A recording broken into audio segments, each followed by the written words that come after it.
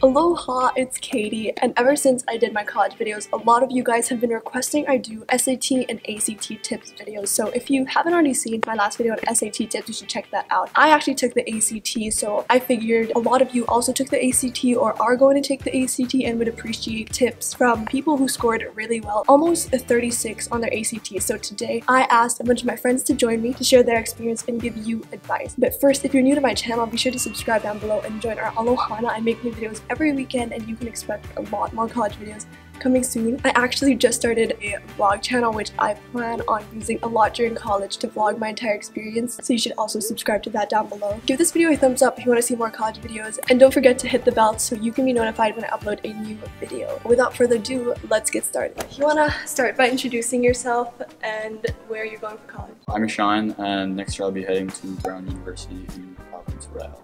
Hey everyone, my name's Ranbir and I'm going to UPenn Wharton. Hi, I'm Andrew. I'm going to UCL next year. For the ACT, how did you do? For the ACT, I got a 34. So I got a 35 in English, a 34 in math, a 34 in science, and a 32 in reading. Got a 35 in English, 36 in math, 33 in reading, and 36 in science. I got a 35 on the ACT. How did you prepare and when did you start preparing? I started preparing the summer before my senior year. I actually started preparing for the ACT about a year in advance. The problem I was finding is that I pretty much did all the ACT past papers on Crack ACT, but I was making the same mistakes when I did them again. So I ended up taking it 3 times, but the 3rd time around, I actually ended up recording my mistakes in the document that's attached in the description below. I started preparing by essentially doing just practice tests online, but the main thing that helped was learning how to speed read. How I did it was I looked at the first word in a sentence and the last word and then just moved on to the next line. At first it was really difficult, you don't really end up retaining any of it, but if you practice enough you end up being able to speed read, and that really helps with standardized testing. Do you have any pre-test or on-the-day tips? I would say get a good night's sleep. You also got to make sure that you wake up not dreary or anything. Coffee on the day really helped me to stay awake. Honestly, coffee helps a lot. I think it's best to just be relaxed. As long as you're confident that you've done the best you can going into the test, then you should be fine regardless. Okay, so going into the different sections on the ACT, what tips do you have for the English section?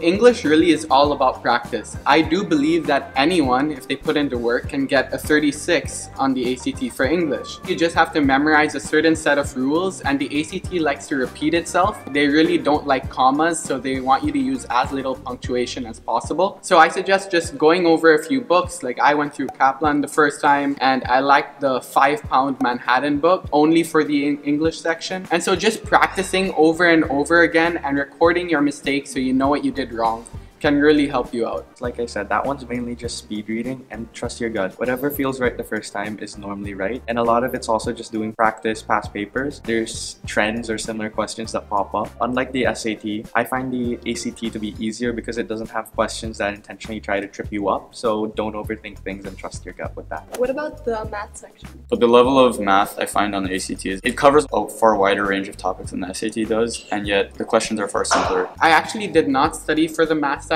for ACT. I really believe that if you pay attention in class and you have a solid groundwork to begin with in mathematics, you won't need to study for the math ACT section. What I do suggest though is keeping awareness of the time or the amount of time you have, because the primary problem with the math section is often how many careless mistakes you make. Make sure you're going at an easy, good pace so that you minimize the careless errors you make. Answer the questions as fast as you can at the start, and for the difficult ones, trial and error. Don't leave anything blank. Always check things with your calculator to be sure. Now, what about the reading section? Reading was by far the section I sucked at most when I started. Reading was actually my worst section. That was the section that I targeted most in my prep. I had printouts of a bunch of different reading passages by topic. You know, the ACT is split into literature, social science, natural science, and humanities. Within that, like finding what you're good at, bad at, and prepping with specific passages of those types really helped me. I would do like 5 in one sitting of a certain type of passage. As you do so many passages, you sort of get a sense for the questions that they're going to ask. It just sort of comes naturally to you. That's really good insight.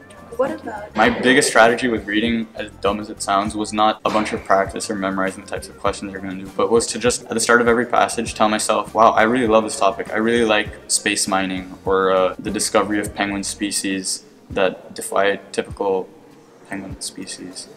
Convincing yourself that you're interested in what's being said is so key to being able to enjoy the reading and take away enough from it that you're able to apply that knowledge to the questions. Convince yourself you're interested in it, even if it's boring as hell, like the jazz passages that always come up. There's always something about jazz. Oftentimes in the ACT, want you to choose an answer that you don't really have to think about so much. There are not many inferences you have to make in the ACT test. It's not like your English literature class per se. Just make sure you take what you read for face value and you select the answer which corresponds to what you thought. What I did is read the passage in depth for about 3 to 3.5 minutes, and then I answered the questions. I say about 8 minutes per passage, or 8.5. What about the science section? The science section was another tough one. I think people who take the ACT the first time completely get wrecked by the science section because they see a topic that they're scared of. For me, that was bio. I've never taken bio in my life. You see mitochondria and suddenly your brain goes into like turmoil and you start freaking out, and you lose sight of the fact that anything they give you on the ACT is stuff that you can do regardless of knowledge. In most cases, there are a few skills from each science that you really should try to learn. Other than that, the internal dialogue is so important on test that you gotta tell yourself, I have all the skills to be able to do this. I think that one's a gamble, but for that, I suggest reading all the questions first before looking at all the data, just like trying to quickly match it up to what the question's asking for and only focus on that. Saves a lot of time and stops you from getting confused. I found a book that really helped. That was For the Love of ACT Science. I thought that was really good because I got 31s for the first 2 tests I did for the ACT science section. Then when I took it the 3rd time, I jumped to a 34. What I noticed is there was some background knowledge that is required. Oftentimes they say you don't need background knowledge, you do need it. So I think it would be useful to study stuff like alleles, and I think it was called cross hybrids. Something like that. You don't need to look at the science text much. You go straight to the questions. Make sure you look at the tables and record the data you see. If you do it right, you should be able to finish about 3 to 5 minutes in advance. Finally, what advice do you have for the essay section? When I did the essay, the first 2 ACT tests I did, I got 8s. And then the 3rd one I did, I got a 10. What I realized is that the ACT, this might sound weird, but they want you to look smart. So I started to use complex vocabulary and I tried to incorporate a hook and I tried to write as much as possible. Somehow, just by doing that, I jumped by 2 points. Write it like a humanities essay. If you take a course like economics or history, the essay is supposed to be written more like that in comparison to an English essay because it requires more like evidence and supporting your answer with examples, which follows more of a humanities style essay. What role do you think your ACT scores played into your college acceptance? Honestly, I'm not sure if ACT scores play that much of a difference once you're above a 33 or 32, regardless of what college you apply to. I think at that point, what matters more are your extracurriculars, and the same goes with your, I feel like the GPA is more important compared to your ACT score. I think it's even possible that my college didn't even see my ACT score before they accepted me because I applied early. The score got sent about 3 weeks before decisions were released. You get a 35 on the ACT, it's an asset to your application.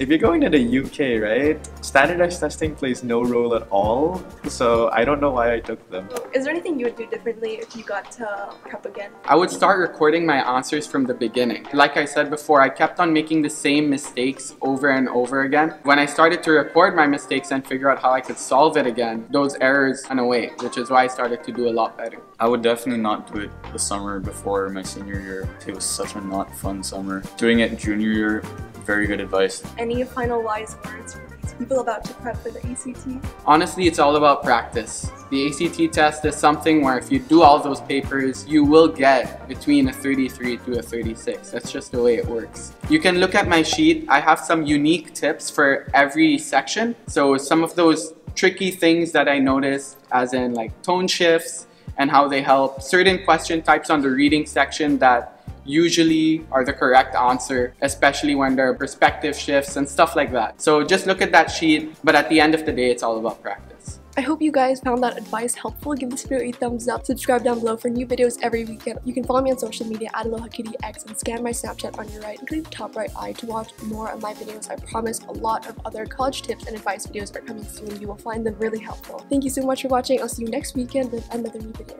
Bye guys.